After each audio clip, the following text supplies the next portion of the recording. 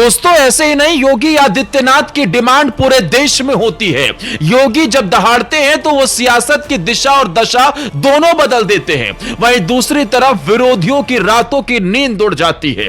अब जो लोग दर्शकों ये समझ रहे थे कि पश्चिम बंगाल की राजनीति हमेशा की तरह एक ही धुरी पर घूमती रहेगी, उनके लिए इस वक्त सबसे बड़ा झटका लेकर आए उत्तर प्रदेश के मुख्यमंत्री योगी आदित्यनाथ। क्योंकि जब योगी मंच पर उतरते हैं तो सिर्फ भाषण नहीं देते, वो पूरा नैरेटिव बदल देते हैं। और बंगाल की धरती पर कुछ ऐसा ही देखने को मिला है। दोस्तों आज की इस रिपोर्ट में हम बात करेंगे उस सियासी तूफान की जो योगी के 5 बयानों ने खड़ा कर दिया है।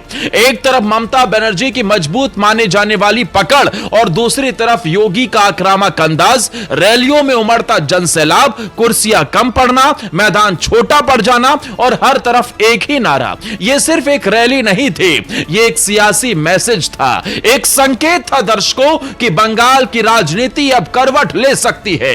योगी जब मंच पर आए तो शुरुआत ही एक ऐसे मुद्दे से की जो सीधे जनता के दिल से जुड़ता है, भाषा और पहचान। उन्होंने साफ कहा कि किसी भी राज्य की असली ताकत उसकी संस्कृति और पहचान होती है और अगर उसी से समझौता होने लगे तो फिर वो राज्य धीरे धीरे अपनी आत्मा खो देता है।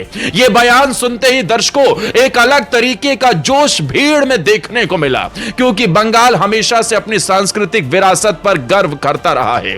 लेकिन जब उसी मुद्दे को सियासत के केंद्र में लाया गया तो यह सिर्फ एक बयान नहीं रहा बल्कि एक इमोशनल कनेक्ट बन गया। और यही योगी की राजनीति की सबसे बड़ी खासियत है, वो सीधे दिल पर वार करते हैं। इसके बाद योगी के बाकी वो 4 बयान कौन से हैं जिसने बंगाल की सियासत में तूफान खड़ा कर दिया है और ममता की नींद उड़ा दी है, वहीं दूसरी तरफ पूरे इलेक्शन का मोमेंटम सेट कर दिया है, वो आपको अगले 3 मिनट में पता चल जाएगा।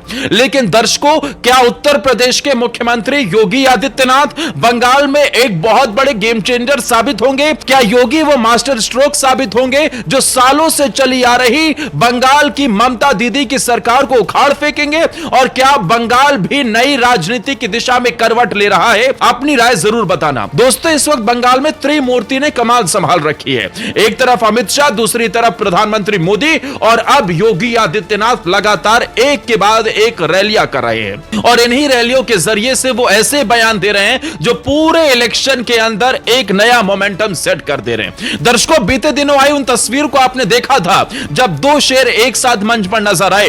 एक तरफ बंगाल के योगी कहे जाने वाले शुभेंदु अधिकारी थे, दूसरी तरफ उत्तर प्रदेश के मुख्यमंत्री योगी आदित्यनाथ। शुभेंदु अधिकारी ने मंच पर हजारों की भीड़ के सामने योगी को दंडवत प्रणाम किया। आपने नमस्कार करते हुए नेताओं को खूब सुना होगा दोस्तों, आपने योगी जी के पैर छूते हुए भी दर्शकों खूब देखा होगा। लेकिन बंगाल की राजनीति में बीजेपी का सबसे बड़ा चेहरा, सबसे कद्दावर नेता अगर वो योगी को दंडवत प्रणाम कर रहा है और उसका मैसेज दूर दूर तक जा रहा है तो यह सोचने और समझने वाली बात है कि योगी कैसे अब सियासत के सबसे बड़े तुरुप के इक्के साबित हो रहे हैं। अब योगी का अगला बयान क्या था उस पर आते हैं दर्शकों और आपको बताते हैं कि कैसे कानून व्यवस्था पर उन्होंने ऐसा वार किया जो उनकी पहचान का सबसे मजबूत हिस्सा भी है। उन्होंने बिना नाम लिए यह संदेश दिया कि जहां सरकार सख्त होती है वहां अपराध अपने आप खत्म हो जाता है। उन्होंने अपने राज्य का उदाहरण दिया दोस्तों और कहा कि जब नियत साफ हो और नीति मजबूत हो तो दंगे, अपराध, माफिया सब अपने आप खत्म हो जाते हैं। इस बयान को भीड़ ने सिर्फ सुना नहीं दर्शकों बल्कि महसूस किया, क्योंकि बंगाल लंबे समय से कानून व्यवस्था को लेकर सवालों के घेरे में रहा है और जब कोई नेता मंच से यह कहता है कि सिस्टम बदला जा सकता है तो वो उम्मीद भी देता है और दर्शकों चुनौती भी होती है। और इन्हीं चुनौतियों को पार करके उत्तर प्रदेश को लॉ एंड ऑर्डर के मामले में योगी ने वो तूफान खड़ा किया जिसकी चर्चा पूरे देश में होती है। ऐसे ही नहीं दोस्तों, उत्तर प्रदेश के मुख्यमंत्री की कश्मीर से कन्याकुमारी, जम्मू से लेकर पूरे देश के अंदर उन्हें सुनने के लिए लोगों की भीड़ उमड़ पड़ती है। दर्शकों बीते इलेक्शन के अंदर आपको समझना होगा कि योगी का स्ट्राइक रेट क्या था। जम्मू गए 95%, हरियाणा के अंदर 75% से ज्यादा, मध्य प्रदेश, महाराष्ट्र, इन सब राज्यों में योगी के बयानों ने ही माहौल सेट किया था और ऐसा ही माहौल दोस्तों अब बंगाल की धरती पर भी सेट हो चुका है। योगी को बीजेपी भी अपनी आखिरी चाल के तौर पर इस्तेमाल करती है। बंगाल की धरती से योगी का दिया गया तीसरा बयान है घुसपैठ और सीमा सीमावर्ती इलाकों का मुद्दा। योगी ने सीधे सीधे कहा कि कुछ जिलों में तेजी से डेमोग्राफी बदलने की प्लानिंग हो रही है, साजिशें की जा रही हैं और इस पर नजर रखना जरूरी है। यह बयान चुनावी राजनीति का केंद्र बन चुका है और जैसे ही यह बात मंच से निकली, पूरे मैदान में एक अलग तरह की प्रतिक्रिया देखने को मिली, क्योंकि यह सिर्फ एक आंकड़ा नहीं दर्शकों, बल्कि एक बड़ा राजनीतिक मुद्दा है।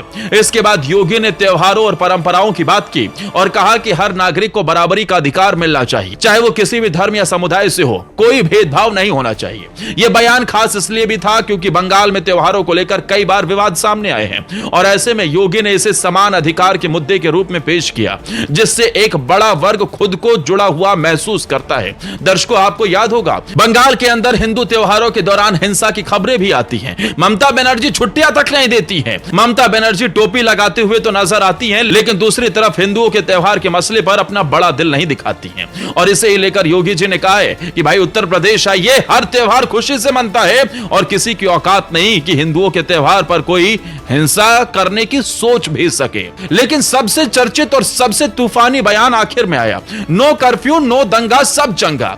योगी ने कहा कि जब सरकार मजबूत होती है और प्रशासन साफ इरादों के साथ काम करता है तो दंगे अपने आप खत्म हो जाते हैं। यह सिर्फ दर्शकों एक लाइन नहीं थी, यह एक मॉडल था जिसे उन्होंने अपने राज्य में लागू करके दिखाया है और अब उसी मॉडल को बंगाल के सामने एक विकल्प के तौर पर रखा। इस बयान के बाद जो नारे गूंजे, जो माहौल बना, वो इस बात का संकेत था दर्शकों कि यह बात लोगों के दिलों तक पहुंच चुकी है। अब इन 5 बयानों के बाद सियासत में हलचल होना तय था। ममता बनर्जी की सरकार पर दबाव बढ़ना स्वाभाविक है, क्योंकि जब कोई बाहरी नेता आकर आपके राज्य में इतना बड़ा नैरेटिव सेट कर देता है तो उसका असर सिर्फ रैली तक सीमित नहीं रहता, वो जमीन पर भी उतरता है। और सबसे दिलचस्प मोड़ तब आया जब कुछ वीडियो सामने आए जिनमें बंगाल के मुस्लिम समुदाय के लोग भी योगी के मॉडल की तारीफ करते नजर आए। उनका कहना है कि अगर शासन निष्पक्ष हो, अगर कानून सबके लिए बराबर हो तो हर वर्ग को फायदा होता है। यह बयान दर्शकों अपने आप में बड़ा है, क्योंकि इससे वो नैरेटिव टूटता है जो अक्सर बनाया जाता है कि योगी की राजनीति सिर्फ एक वर्ग के लिए है। यहां तस्वीर थोड़ी अलग दिख रही है।